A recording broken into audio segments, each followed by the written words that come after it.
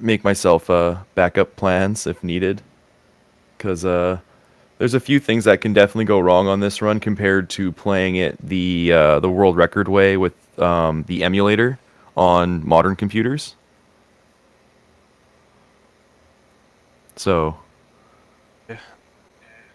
Stream's ready. yeah, I'm pretty much ready whenever. So I'll just it's on start. So just give me a countdown. Yeah. 3, 2, 1, go.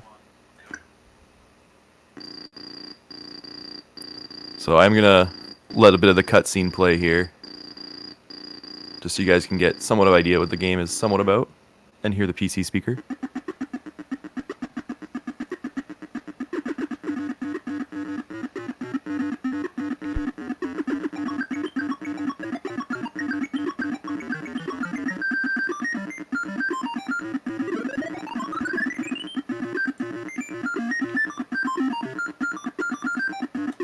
All right, let's go rescue Sandy. And yeah, the cuts. Then don't worry. Yeah, the music's gonna be over once I flip screens. I really love this game. This is like one of those games that was from my childhood, and I actually am really happy that I get to play this game for you guys on my childhood computer.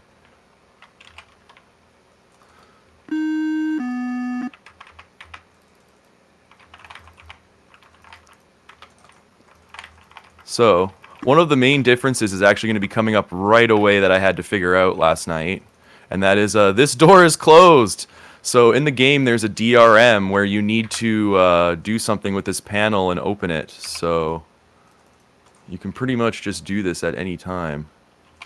So, he's going to grab that one kid there and free up some space for me. And then once he takes him downstairs, I'll be able to go through with this.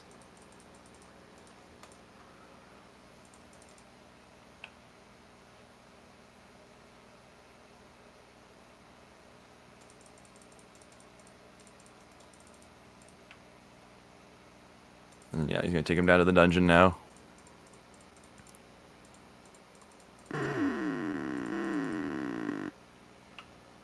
So now we can actually attempt to open this door.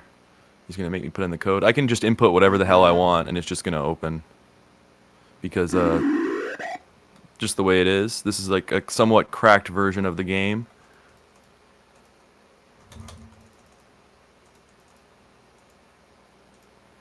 And so another glitch is actually going to be coming up here where flipping... Normally, you actually, as you can see, you can't pass. He wants you to feed him. But if we flip between kids really quickly, we can start walking past him all of a sudden. It's going to want to say oomph and pull us back, but we can just avoid this by flipping kids. There's also another screen as well. Oh. Uh-oh. I got caught. Shoot. Timing wasn't that good. So this can happen too. That you can get caught like this.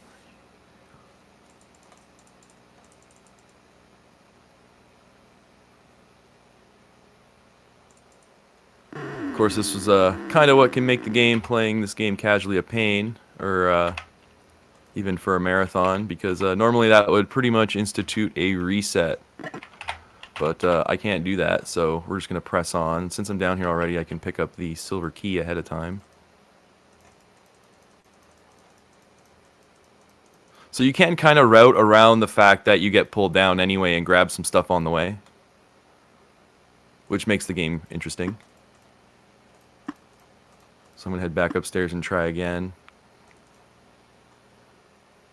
And this time, the fellow there in green, his name is, that's Ed. Or no, that's Cousin Ted, sorry, not Ed.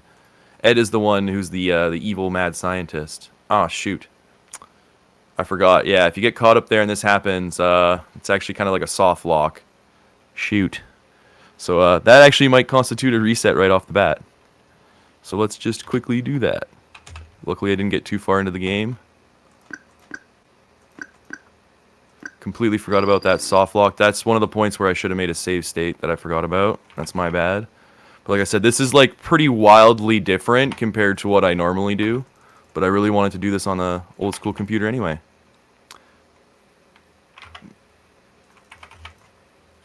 I didn't think that just swapping to DOS was going to change so much of it either. So that was like something that was kind of interesting as well. I like never ever see people play it on real DOS, so let's try this again. Yeah, GG to be honest, and bruz in chat please. Can we get some Fs as well?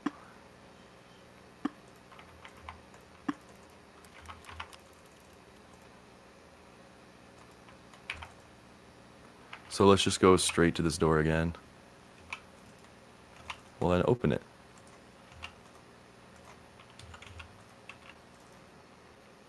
So like I said, we can just throw whatever we want, and this thing will just open up.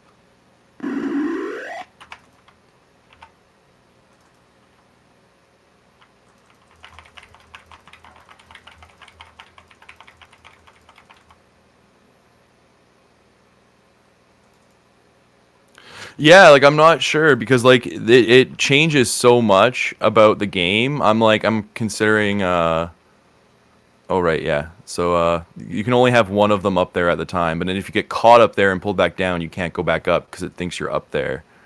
So we're gonna break this.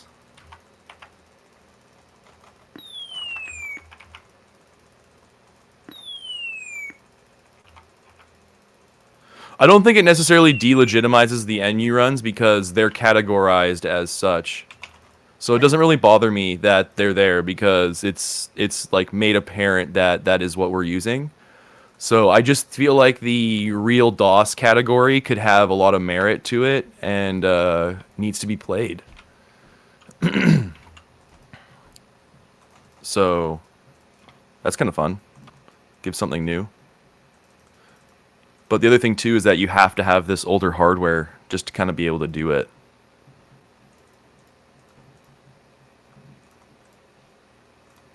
And so, okay, so what I'm doing now is I was just grabbing a key for the car that's at the end of the game. And then this is something else I need to do as well for the end of the game is use this machine so I can grab the grass and things. So I'm going to ring the doorbell here. And then we're going to wait a sec.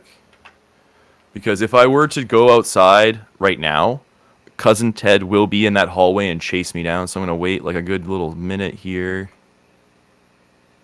Okay, I should be good. Yeah, see now he's capturing Sid. Taking Sid down to the dungeon. So he's still going to take him a little while to come back upstairs. And while he's doing that, I'm actually going to go into his room. And I'm going to pick up the hamster and the car key. Because that's, again, also needed. So now that that's happened, I pretty much don't need to be upstairs anymore. I've got everything I need. Oh, wow, Granny Enda's not here. That's unusual. Okay, so let's just start running downstairs.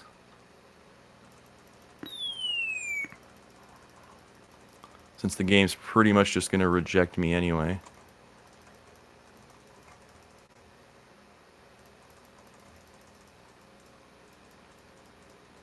So I think something I will do here as well. Oops, I do not want to reset. I want to make a save state. So I'm going to make a little save here. And then we're going to continue playing.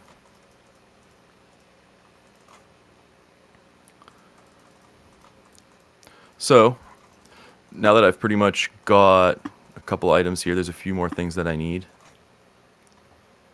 And we're going to pull the bushes here. So this is the whole reason why we use the Hulk-O-Matic machine. Well, one of the reasons. We're going to pull the grating.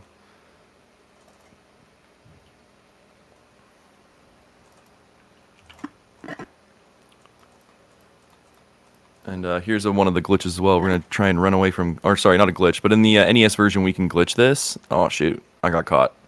Ah, it's much harder to run away from her on the DOS one. So in the NES version there, normally we actually break that scene by skipping to another kid and doing a few things with that kid. And in doing so, when you flip back to Dave, yeah, go to Tony jail. Because Granny Edna is quite a spicy woman.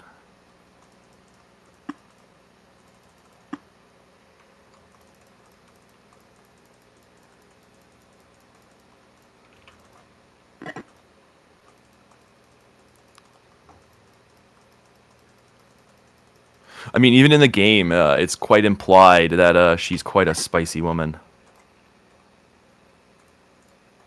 Oh, of course. I don't have the silver key. Thought I had it from the last run. Getting confused.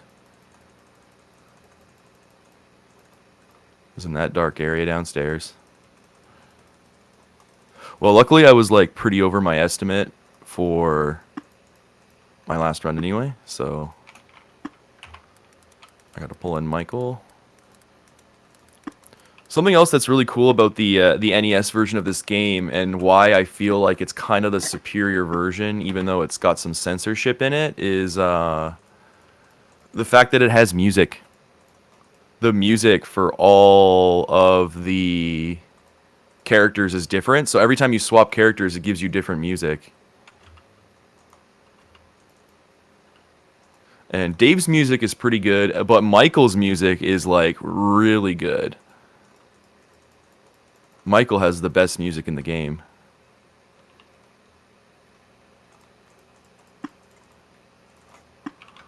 So now that I have the silver key, I can actually go out to the porch. Or into the backyard, sorry.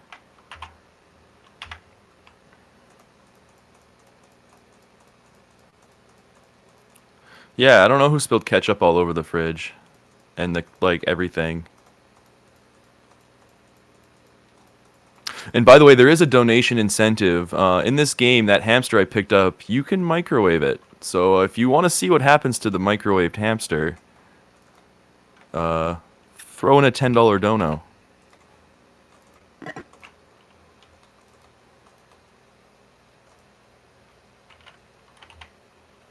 So, alright. Now that we're in the backyard, we need to drain this pool. And because Dr.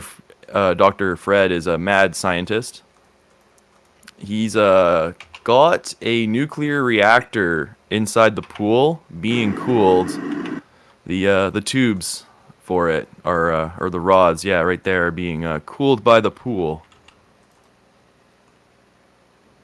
So normally, in the NES version of the game, the world record strategy is to try and beat this nuclear reactor exploding, because from then here on out, we actually don't bother with closing the alarm like I just did. And also the doorbell's ringing, which means I need to go pick up this package, or else it's going to be pretty hard to finish the game. And I would have to get into one of my save states. So now that I have the package, I am pretty much good to go. I shouldn't have any more issues with finishing the game. Oh, except for this one thing. I do need to do... This is the other reason why I need to use that Hulk-O-Matic machine, is to open this garage door. There we go. That is also needed for the end of the game. If I do not open the garage door now, I will not be able to later. Which is another weird thing about this version versus the NES version, where it doesn't matter, you could still open it at the end of the game, regardless of whether you're wearing the radiation suit or not.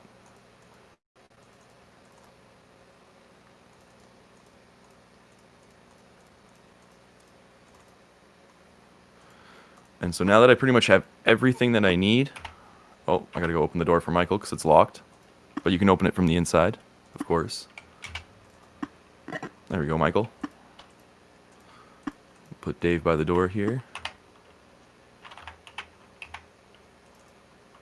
Michael's going to come in. Michael's going to push the gargoyle again. This little gargoyle head here opens the secret door to go down to the basement.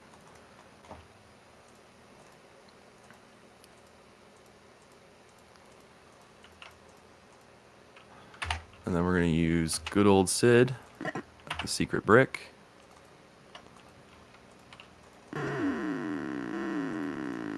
And now that we finally have the glowing key, we can start opening these padlocks to the secret lab.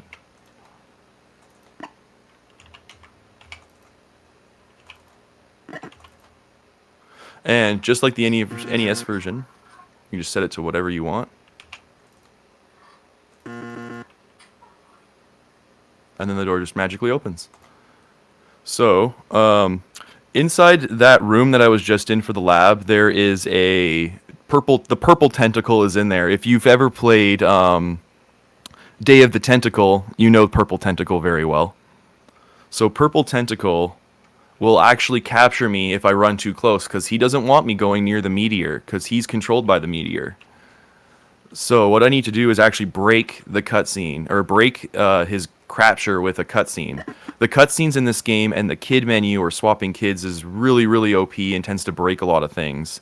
And actually, if you notice right here, there's actually a new kid option here. This menu is the one I'm talking about when I say new kid menu. This is the menu that really helps out in the NES version. So if I swap to Dave here and I actually go inside, you'll notice that the new kid menu has actually been taken away from me because they know that this breaks the game. So I need to break it with a cutscene, and the whole reason why I've kept the package is so I can ring the doorbell and entice a cutscene with the cousin. So I go back, there's this cutscene here, although when we do the world record run, you want to flip and time it so that when he does the doorbell's ringing, he times it with you entering this room, and the cutscene plays, and then it breaks Purple Tentacle. But another way is if I actually wait, he's going to go outside, he's going to check the front door for his package, not see it, see Michael outside, he's going to get mad and think he's a prankster, and basically get mad at him, tell him to leave, and that cutscene's going to help. Oh, here we go. And so he's going to tell him to leave, and now we just broke Purple Tentacle. So now I can just walk right by him. He's not going to do anything. He's not going to chase me like he normally does. Normally he would like absolutely just run after me. So now I'm going to use the card key in the slot that I got from the hamsters cage. I'm going to open up this door here, grab the radiation suit so that the meteor can't kill me. And we're going to pull the switch. And get closer to the meteor. And, alright, so this is like basically kind of like the ending cutscene of the game. So now that I've stopped the meteor, Ted is free. But the self-destruct sequence was initiated, so he's going to try and reverse it.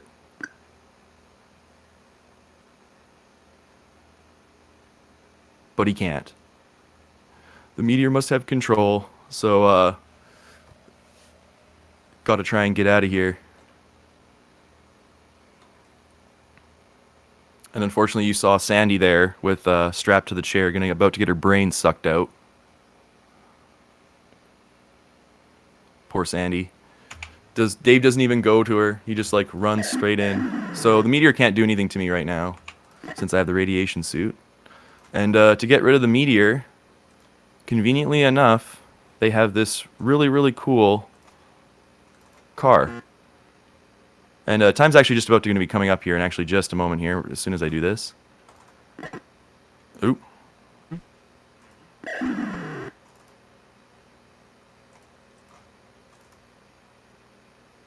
And, oh, he's going to close the trunk first. Whoops. And then, alright, that's time. GG. And that is one of the endings of Maniac Mansion. There's actually about 3 or 4 different endings depending on what combination of kids you pick. And that's the ending. That's the meteor getting sent back off to space where he belongs, in the rocket car.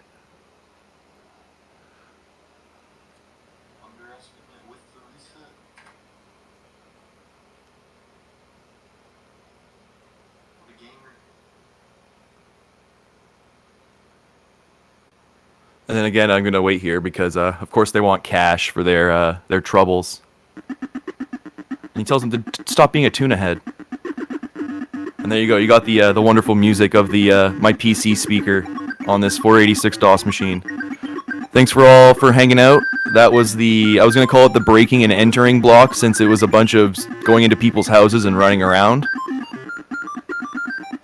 And that's it. We won the game.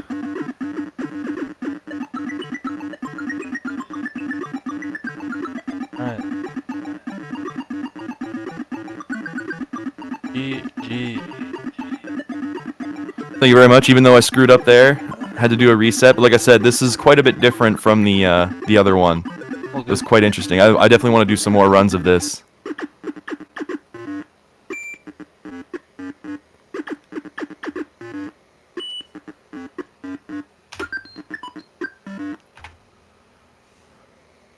All right. Thank you very much.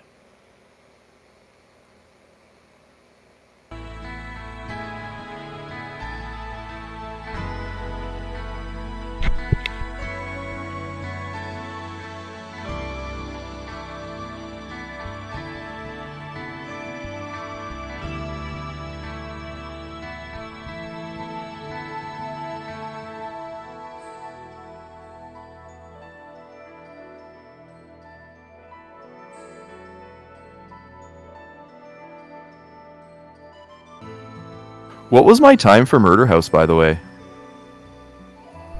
I actually can't remember.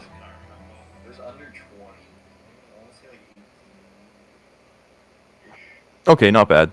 That's kind of what I was hoping.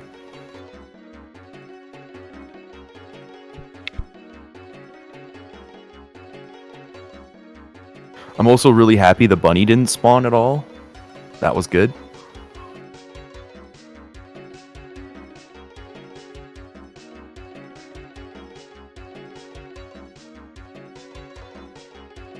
There was one time there where I had really good pace, like all night. Like I was easily on world record paces, and the bunny just kept spawning like every time. It was like, God, I just want to pull my hair out.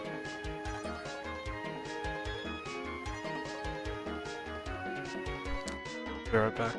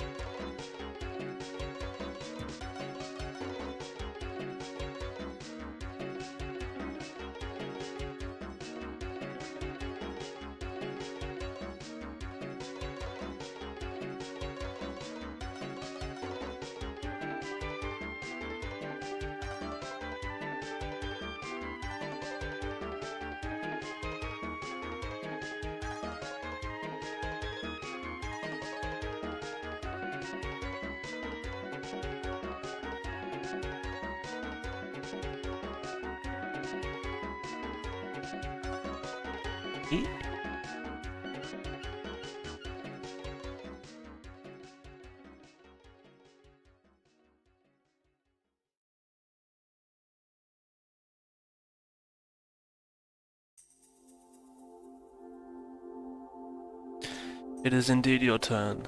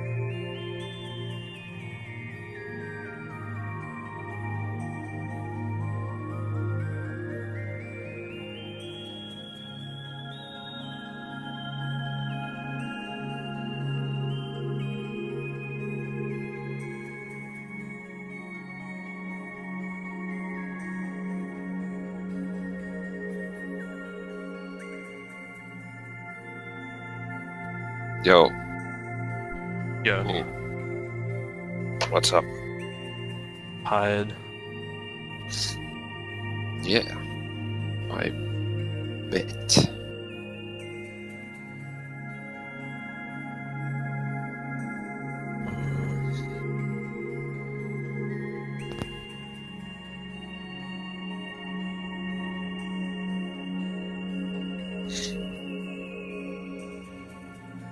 Does it work?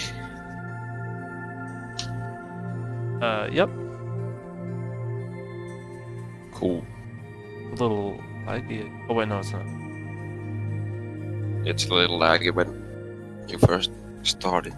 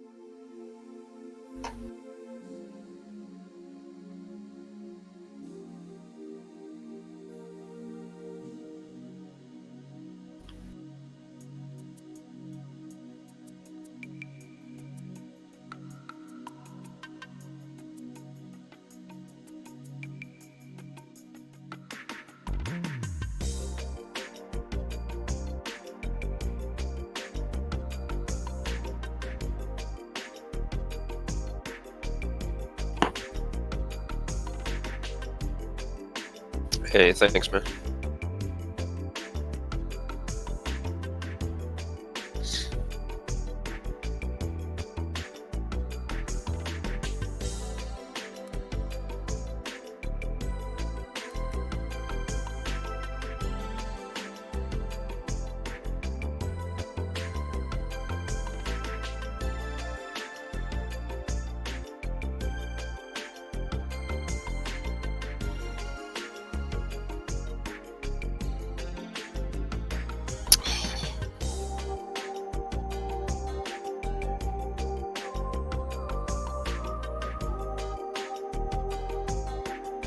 Are you pretty much ready to start?